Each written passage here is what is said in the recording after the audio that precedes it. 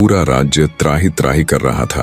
वो बिना किसी रोक टोक के अपने सैनिकों को भेजकर किसी भी पवित्र कुंवारी कन्या को उठवा लेती और उसे दैत्य त्रैलोक्यसुर को समर्पित कर देती।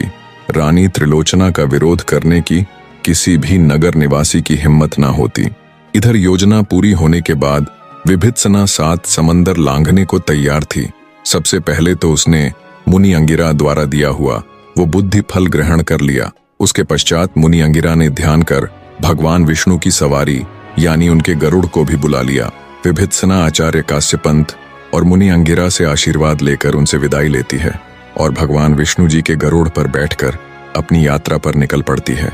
उसके मन में दैत्य त्रैलोक्यसुर को पराजित करने की घोर प्रतिज्ञा थी और अपनी सखी यानी राजकुमारी रुद्रलेखा को कैसे भी करके जिंदा और सही सलामत लाने की भूख।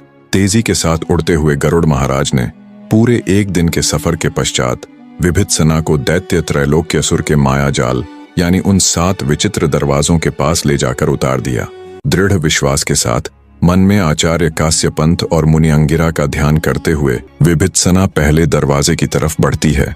जैसे ही विभित्सना उस चमत्कारी दरवाजे के पास जाती है, वो चमत्कारी दरवाजा खुद ब खुद बोल पड़ता है। दासी रमणिका की पुत्री और आचार्य काश्यपंत की शिष्या विभित्सना, बताओ मैं तुम्हारी क्या खिदमत कर सकता हूँ।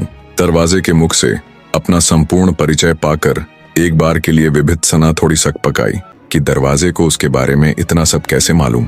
विचारों की उदेड़ बुन में ज्यादा न खोते हुए आत्मविश्वास के साथ विभित्सना ने उस पहले जादुई दरवाजे से उसे दूसरी तरफ जाने देने का अनुरोध किया, जिस पर दरवाजा उससे बोला, अगर तुम मेरे सवाल का ठीक ठीक जवाब देकर मुझे संतुष्ट कर पाई तो मैं अवश्य ही खुल जाऊंगा और तुम्हें दूसरी तरफ जाने दूंगा।